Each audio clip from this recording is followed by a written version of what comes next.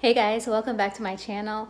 Today I'm gonna do a turkey leftover meal and I don't have a recipe. I am totally winging this, but I wanted to record it because sometimes when I make dinner just from leftover things I have in the kitchen, it turns out really good and I forget what I had put in, and it drives my husband really crazy because it doesn't taste exactly the same the next time I make it.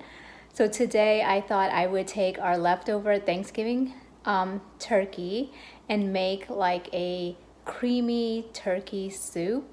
And I have an idea of it turning out something like a chowder or like a really creamy velvety chicken noodle soup. But I'm gonna use what I have on hand and let's see how this turns out. So this is what I have to work with. I don't have heavy cream or anything like that to make this creamy soup. So I had some frozen riced cauliflower in the freezer. So I'm gonna saute that and blend it up to make our creamy base. I have our leftover turkey breast in the back there, some corn, frozen peas and carrots, and green onions. I wanted some yellow onions, but I don't have any. I have some purple onions, but I feel like that will be a little too strong for this soup. So I am going to make this in my Instant Pot and let's see how it turns out. I am gonna turn this on and I'm going to put it on saute. It's on high, so I'm just gonna start it. Add some avocado oil, just enough to coat the bottom of the pan. So the pot is heated up now. I'm going to add the green onions. I'm gonna add the turkey.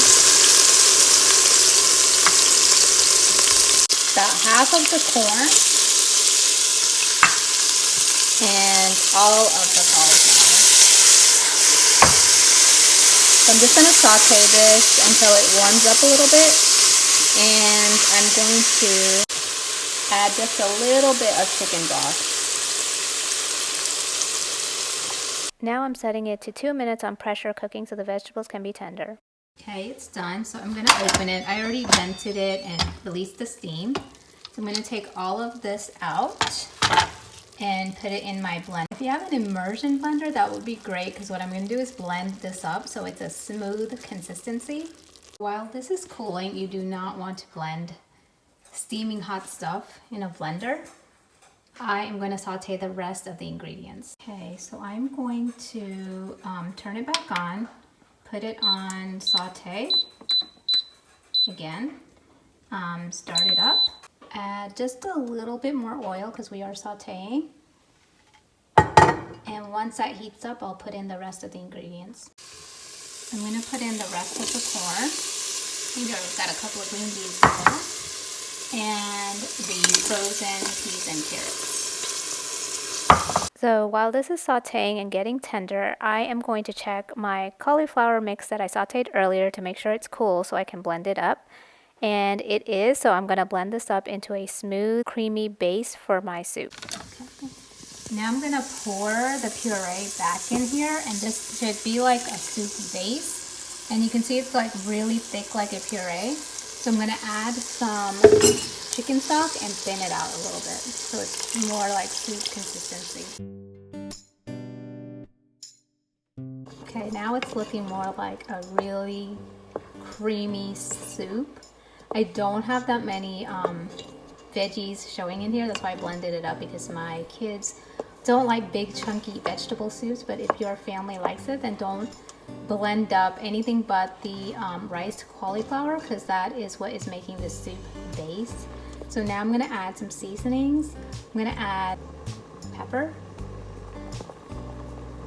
You want to add quite a bit of seasoning because the cauliflower needs a lot of flavor.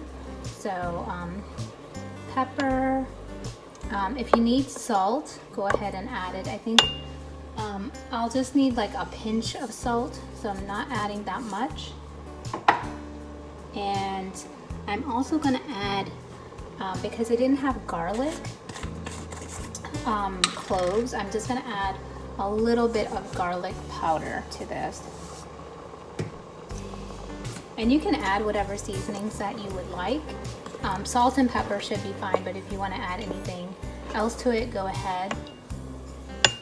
It's looking really good. I'm gonna add a little bit of cheese. I turned off the heat. And then I'm gonna add, I had some shredded mozzarella and Kobe Jack cheese. So I'm just gonna add that. If you have leftover mac and cheese, that would be really good to just put in here because this already has the cheese, and you can add a little bit of pasta. Guys, this soup turned out so good. The kids really liked it.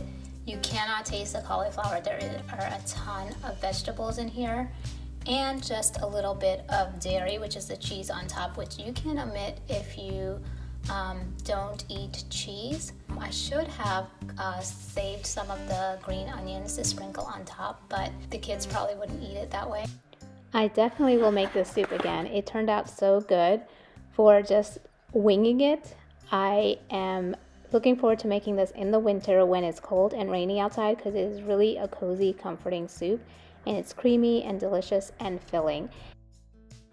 Let me know if you make this recipe, and I would love to know what is your favorite Thanksgiving leftover recipe. Leave me a comment down below. Thanks for watching, and I'll catch you in the next one. Bye!